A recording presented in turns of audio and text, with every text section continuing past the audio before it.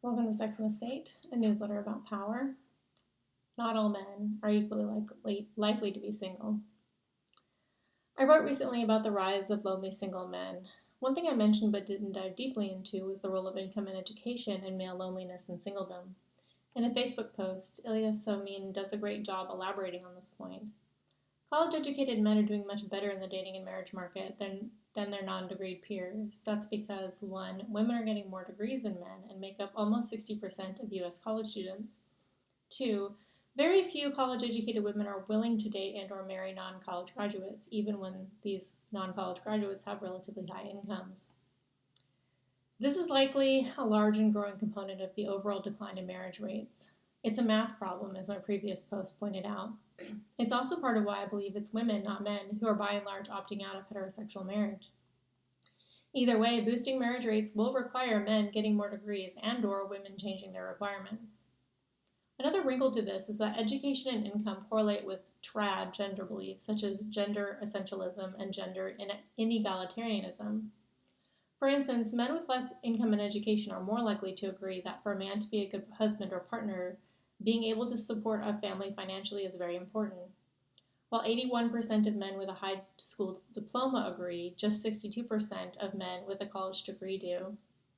Also interestingly, 40% of high school graduate men say this is also true of women, while just 25% of those with a bachelor's degree or higher agree it's very important for a woman to be able to support a family financially.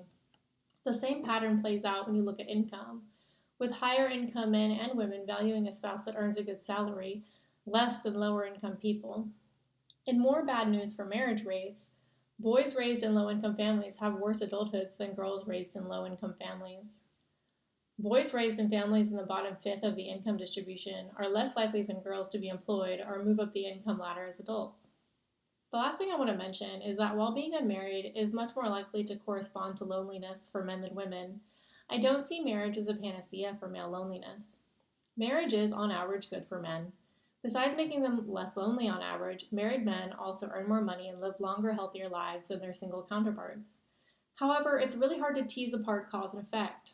Higher earning, healthier, happier, less lonely men are also more likely to get and stay married than their lower earning, less happy, less healthy, lonelier counterparts. My goal is to help both married and unmarried men lead healthier, happier, and more socially integrated lives. One way to do this is to encourage single men to behave more like single women. To use the parlance of our times, they should lean into self care. That means eating healthy, drinking and smoking less, exercising, getting enough sleep, going to the doctor, and being intentional about making and keeping up friendships. We should look at the systemic barriers to self care for men. Why are men, and single men especially, eating less healthy, drinking and smoking more, exercising less, getting less sleep, going to the doctor less often, and being less intentional about making and keeping up friendships? Is there something about masculinity that discourages self care? Is there a way to replicate the moderating effect of having a wife without the wife? Again, we see that men with higher incomes and education lead healthier lives on average. It follows that better social safety nets could help lower income men take better care of themselves. When we talk about men not being okay, it's important to recognize the vast class divide. Men in the top half of income and education are, by and large, doing okay. But those at the bottom are struggling. And if present trends continue, it's only going to get worse. And because most women want to marry a man who has at least slightly more income and education, this matters for bottom half women too.